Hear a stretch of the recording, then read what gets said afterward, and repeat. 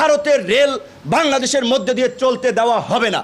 প্রয়োজনে আমরা দেশবাসীকে অনুরোধ জানাবো, এই সরকার যদি রেল আপনার পথ দেওয়ার বন্দোবস্ত করে, বাংলাদেশের কৃষক, শ্রমিক, আপামর জনতা মুক্তিযুদ্ধের মতো ওই রেল লাইন জ্বালিয়ে দিতে হবে, পুড়িয়ে দিতে হবে।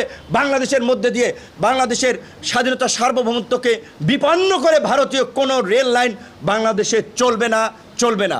অনতিবিলম্বে ভারতের সাথে হওয়া সকল অন্যায্য চুক্তি, স্বাধীনতা সার্বভৌমত্ব বিরোধী চুক্তি বাতিল করতে হবে। এতদিন যা করেছেন, এতদিন বাংলার তরুণরা রুখে দাঁড়ায় নাই।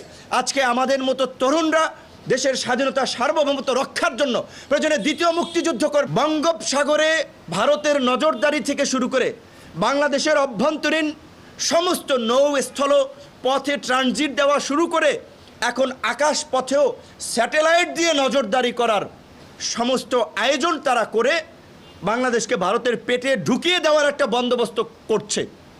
এইটা কি কোনো দেশ করতে পারে? এই রকমের একটা প্রতিবেশী দেশ। আমরা যতই অসাম্প্রদায়িকতার কথা বলি, আমরা যদি সৌহার্দ্যের কথা বলি, ভারত পৃথিবীর বুকে তারা একটা হিন্দু রাষ্ট্র হিসেবে ভারতকে কায়েম করতে চায় নরেন্দ্র মোদীর সরকার। সেই ক্ষেত্রে তাদের প্রধান এইখানে বাংলাদেশের মতো একটা মুসলিম সংখ্যাগরিষ্ঠ রাষ্ট্রকে তারা প্রতিবন্ধকতা হিসেবে দেখছে। বাংলাদেশের আলেম ওলামাদের থেকে শুরু করে বাংলাদেশের এই ইসলামী মূল্যবোধের রাজনৈতিক নেতৃবৃন্দকে গুম করা, হত্যা করা থেকে শুরু করে এমন কোনো কর্মযজ্ঞ এবং মিশন নাই যা ভারত নেয় না। বাংলাদেশের রূপপুর পারমাণবিক বিদ্যুৎ কেন্দ্র একটি স্পর্শকাতর স্থাপনা। এই স্থাপনাটি করেছে রাশিয়া, কিন্তু এর মেনটেন্যান্সের জন্য, টেকনিক্যাল সাপোর্টের জন্য ভারত এইটা ম্যানেজমেন্ট করতেছে। এই যে পারমাণবিক যারা বিজ্ঞান পড়ছেন তারা জানেন, সংক্ষেপে বললে পারমাণবিক এই বিক্রিয়াগুলো হচ্ছে আপনার একটা আপনার অণু বা পরমাণু ভেঙে দুইটা হয়, দুইটা ভেঙে চারটা হয়, যেটাকে বলে একটা চেইন বিক্রিয়া। এটা একটা বাড়তেই থাকে।